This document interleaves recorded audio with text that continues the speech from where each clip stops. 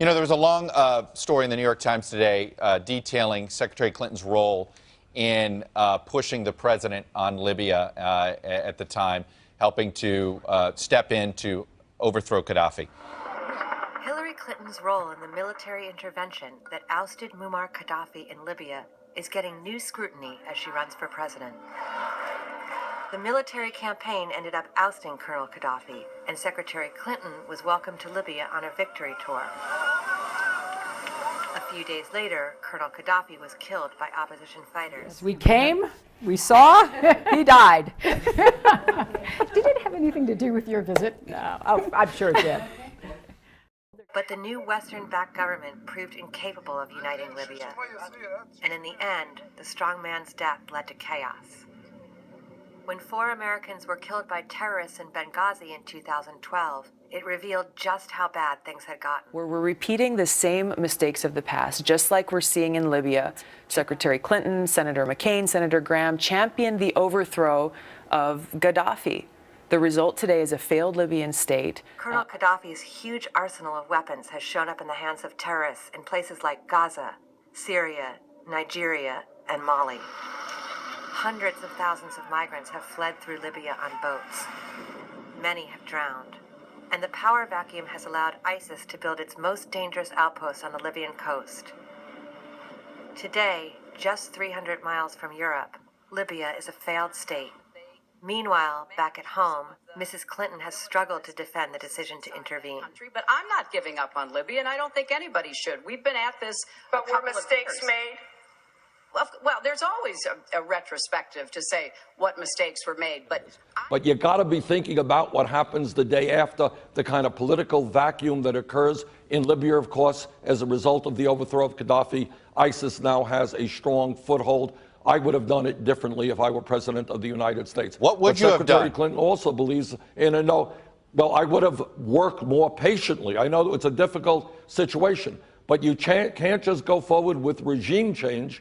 You got to be thinking about the day after. And I think the same thing is true in Syria. Secretary Clinton disagrees with President Obama and myself regarding a no-fly zone. I fear that can get us entangled more into that war. I certainly hope that the ceasefire that they have now holds, negotiated by Secretary Kerry. But I think her approach to foreign policy and mine are just quite different. Congresswoman, you're here because you have an announcement to make regarding your position at the DNC. Tell us. Well, first of all, I am resigning from the DNC so that I can support Bernie Sanders for president. I'd like to tell you why. As a veteran and as a soldier, I've seen firsthand the true cost of war. I served in a medical unit during my first deployment, where every single day I saw firsthand the very high human cost of that war. I see it in my friends who now, a decade after we've come home, are still struggling to get out of a black hole. I think it's most important for us, as we look at our choices as to who our next commander-in-chief will be, is to recognize the necessity to have a commander-in-chief who has foresight, who exercises good judgment, who looks at the consequences of the actions that they are looking to take before they take those actions, so that we don't continue to find ourselves in these failures that have resulted in chaos in the Middle East and so much loss of life. But you know, it was just a month ago, and this was sort of got us curious about. A month ago, you said you think the next commander-in-chief needs to have a, quote, military mindset. You said this during an interview on Fox News. For those who are seeking to be our commander-in-chief, to exercise foresight, to have a military mindset to where they're making decisions that will impact our country, our men and women in uniform, how we expend our resources, they better be looking ahead to see what are the consequences to this decision. Does Senator Sanders have a military mindset? From what I've seen, from talking with him and from his record, he does. And what that military mindset means is you go through an analysis process as you're looking at potential courses of action that you're going to take and how and when we use our military power. And just as importantly, when we don't use that military power, that military mindset says you have foresight. You look at what are the results, what are the consequences of these actions. How will other actors in the area react to those actions? What will we then do? And you continue down the line so you know exactly what you're potentially getting yourself into before you make that decision that ends up costing us lives. And they need to acknowledge that that was a bad decision in Libya. And it's important for them to acknowledge this, because then hopefully they will acknowledge the fact that what is happening in Syria now is going to be a repeat of the exact same thing. Our response must begin with an understanding of past mistakes and missteps in our previous approaches to foreign policy. The gentleman from Vermont is recognized for 5 minutes. Thank you, Mr. Speaker, and I thank my friend from New Jersey for yielding. Mr. Speaker, I don't think any member of this body disagrees that Saddam Hussein is a tyrant, a murderer, and a man who has started 2 wars. He is clearly someone who cannot be trusted or believed. The question, Mr. Speaker, is not whether we like Saddam Hussein or not. The question is whether he represents an imminent threat to the American people and whether a unilateral American invasion of Iraq will do more harm than good.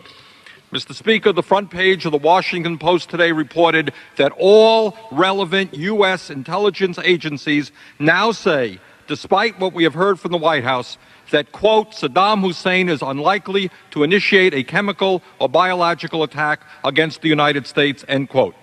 Mr. Speaker, I do not know why the President feels, despite what our intelligence agencies are saying, that it is so important to pass a resolution of this magnitude this week, and why it is necessary to go forward without the support of the United Nations and our major allies, including those who are fighting side by side with us in the war on terrorism.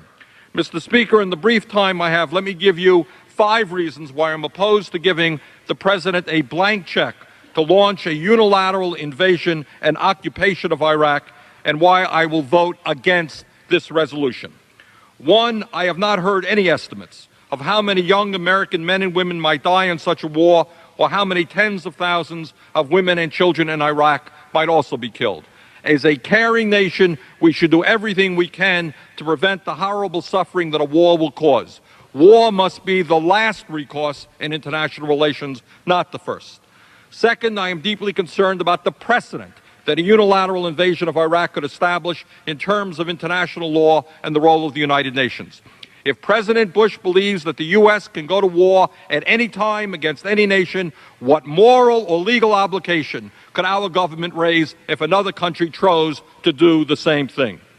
Third, the United States is now involved in a very difficult war against international terrorism, as we learned tragically on September 11th. We are opposed by Osama bin Laden and religious fanatics who are prepared to engage in a kind of warfare that we have never experienced before. I agree with Brent Scowcroft, Republican former National Security Advisor for President George Bush Sr., who stated, and I quote, an attack on Iraq at this time would seriously jeopardize, if not destroy, the global counterterrorist campaign we have undertaken, end quote. Fourth, at a time when this country has a $6 trillion national debt and a growing deficit, we should be clear that a war and a long-term American occupation of Iraq could be extremely expensive. Fifth, I am concerned about the problems of so-called unintended consequences. Who will govern Iraq when Saddam Hussein is removed? And what role will the U.S. play in an ensuing civil war that could develop in that country?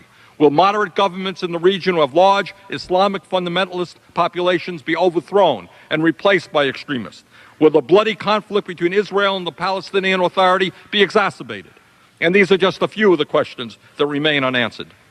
If a unilateral American invasion of Iraq is not the best approach, what should we do? In my view, the U.S. must work with the United Nations to make certain, within clearly defined timelines, that the UN inspectors are allowed to do their jobs. These inspectors should undertake an unfettered search for Iraqi weapons of mass destruction and destroy them when found, pursuant to past UN resolutions. If Iraq resists inspection and elimination of stockpiled weapons, we should stand ready to assist the UN in enforcing compliance. Such counterproductive wars undermine our national security and economic prosperity. As these elections continue across the country, the American people are faced with a very clear choice. We can elect a president who will lead us into more interventionist wars of regime change, or we can elect a president who will usher in a new era of peace and prosperity.